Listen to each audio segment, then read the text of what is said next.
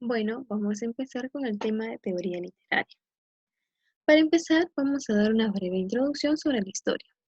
El sentido moderno del concepto teoría literaria data desde los años 50, cuando la lingüística estructural de Ferdinand comenzó a influenciar fuertemente la crítica literaria en la lengua inglesa.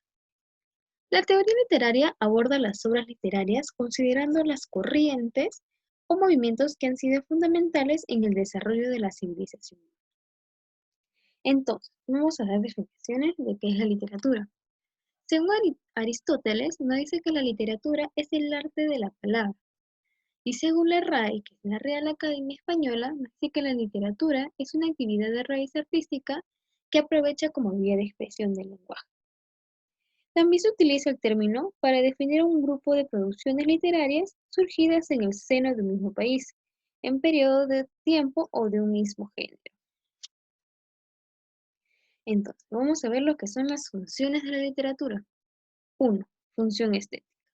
La literatura transmite la belleza a través de la palabra, haciendo surgir en el lector el gozo espiritual y la sensibilización tanto estética como social. Sirve como el gancho de introducción para que el lector continúe con la lectura y posteriormente vaya apropiándose de su universo literario, encontrando el significado de las otras funciones. 2. La función social. Es un documento social de su tiempo. Esto es de costumbres, de política y de la psicología de un pueblo.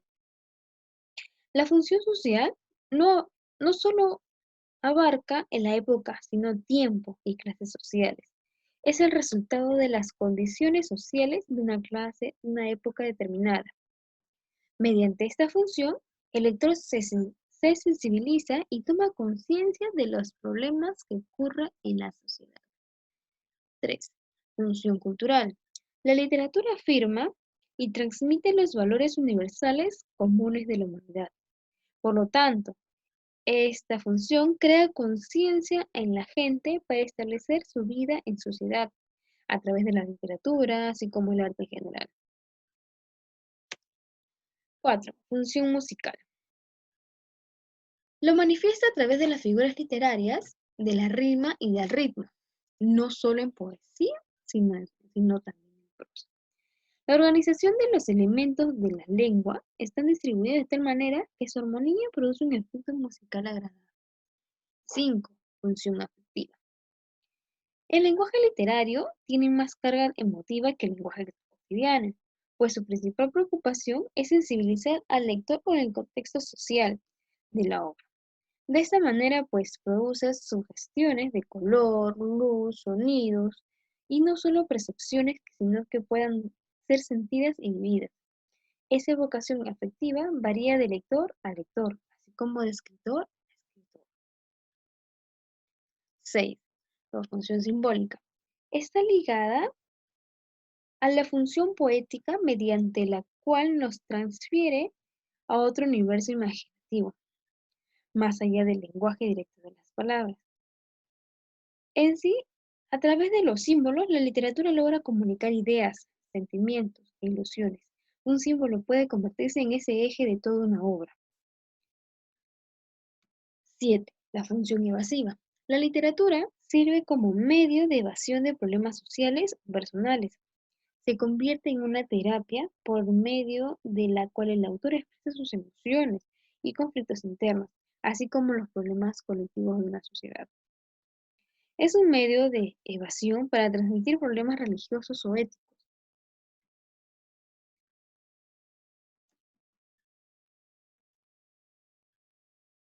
Función de compromiso. La literatura confiere al escritor una responsabilidad muy grande, que es la de reflejar el contexto histórico y a la vez los ideales y principios del autor. Ese descubre las características de su sensibilidad, compromiso e ideología, pues de esta manera el autor se ve plenamente comprometido con la sociedad, con sus valores y costumbres presentes en la producción del libro. No hay obra literaria ajena a lo mencionado, siempre sigue inmersa dentro de este contexto histórico y social. Géneros literarios. Es un sistema que permite la clasificación de obras literarias de acuerdo a criterios semánticos, sintácticos, fónicos, discursivos, formales, contextuales, situacionales y afines. En la historia ha habido varias clasificaciones de los géneros literarios, que es el género lírico, el género épico y el género dramático. Empecemos con lo que es el género lírico. Expresa sentimientos y pensamientos. En este predomina la subjetividad del escritor. Suele escribirse en versos, pero también existen en prosas, como puede ser la canción, poema en verso, de tema amoroso, pero puede exaltar otra cosa. La sátira, composición lírica en verso o en prosa, que censura vicios individuales o colectivos. También viene a ser el égloga, que es la composición poética del género bucólico, que se trata de un tipo de texto originario del Renacimiento y nos presenta pastores y ambientes bucólicos que nos hablan sobre sus amores y sus emociones. Podemos encontrar en el libro, por ejemplo, Églogas de Garcilaso de la Vega, que es especialmente a los campesinos. Después continuamos con la elegía, que es la composición lírica, que es un tipo de texto lírico que habla sobre la muerte de una persona a la que se le quiere, como por ejemplo el libro de coplas a la muerte de su padre. O también la oda, que es la composición lírica en verso de cierta extensión y de tema noble y elevado, que puede tratar de muchos temas y muy diversos y suele ser un poema muy extenso. Por ejemplo, el libro de la vida retirada. El género épico relata sucesos reales o imaginarios que le han ocurrido al poeta o a otra persona. Es de carácter sumamente objetivo. Su forma de expresión fue siempre el verso. La epopeya narra una acción memorable y de gran importancia para la humanidad o para un pueblo, como puede ser el libro de la Ilíada o el libro de la Odisea. El poema épico relata hazañas heroicas con el propósito de glorificar a la patria, como los libros de Rafael Pombo. El romance, tanda de versos octasílabos con rima sonante en las pares que describe acciones guerreras y caballeros. Seguimos. Los subgénero, pero narrativo en prosa. El cuento. Popular, ya anónimo o literario. Es un relato breve de una pericia inventada, sucedida uno a varios personajes, con argumento muy sencillo, a veces con una finalidad moral y se llama apólogo. Por ejemplo, el libro del gato negro.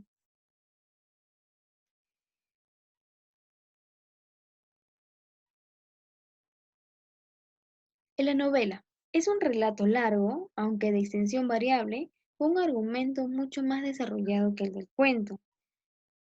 Y a diferencia de lo que sucede con el cuento, al lector le importa no solo lo que ocurre a los personajes, sino también lo que piensan y siente, cómo evolucionan espiritualmente y cómo influye en ellos la sociedad donde. Pues aquí se ve claramente que en el cuento solo se evoca a la historia de los personajes, más no cómo puede influir esa historia a la sociedad. En cambio, en la novela se relata para ver cuál es el cambio o cómo influye hacia una sociedad determinada. El ejemplo de novela relata historias reales o ficticias, que por ejemplo una de que es Madame Bovary, vemos. El género dramático. Es el tipo de género que se usa en el teatro, en el que por medio del diálogo y algunos personajes el autor plantea conflictos diversos, Puede estar escrito en verso o en prosa. Su finalidad esencial es la representación ante el público. Dentro de sus subgéneros viene la tragedia. Es la representación de terribles conflictos entre los personajes superiores y muy vehemente. O sea, en sí, lo que es el género dramático se trata de lo que es más oral. La tragedia, un ejemplo podría ser el Edipo Rey.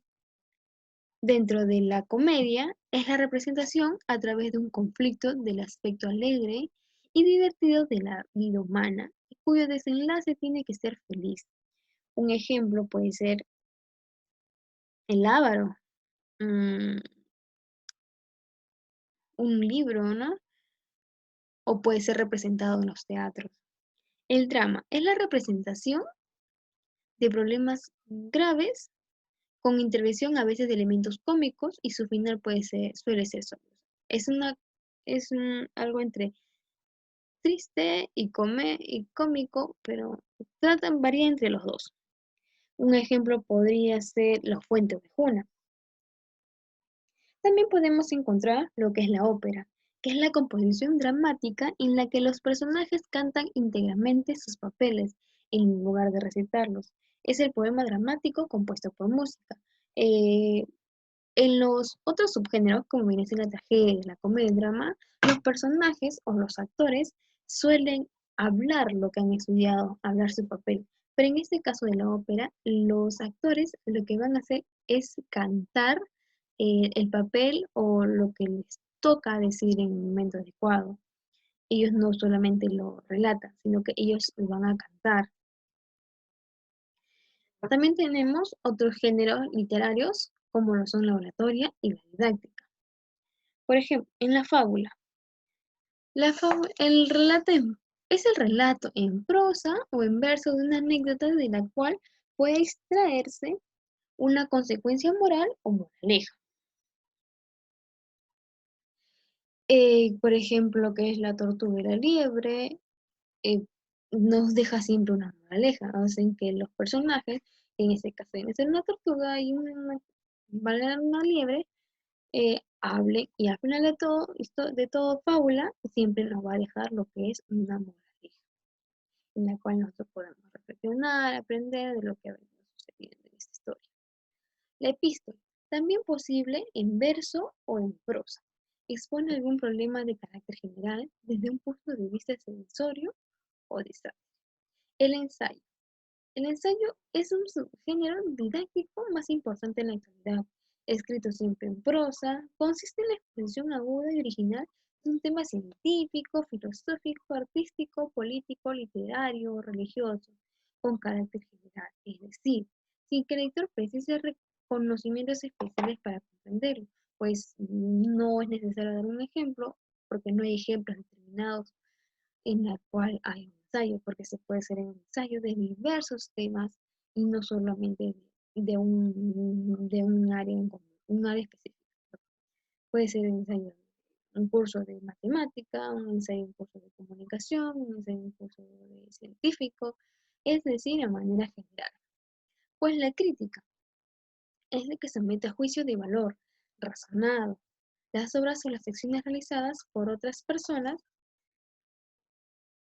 Si se juzgan obras o actos propios, el escrito se denomina autocrítica, pues en todo, en toda la vida diaria en sí estamos siempre expuestos ante las críticas, pero en este caso, si decimos la autocrítica, estamos aptos o dispuestos a mejorar, quizás en este caso vendría a ser las literaturas, los libros. Entonces, para ello que empecemos a leer, empecemos a investigar, empecemos a analizar las palabras, empecemos a analizar la vida diaria, empecemos a analizar lo que viene ocurriendo en el día a día. Pues entonces están invitados a leer,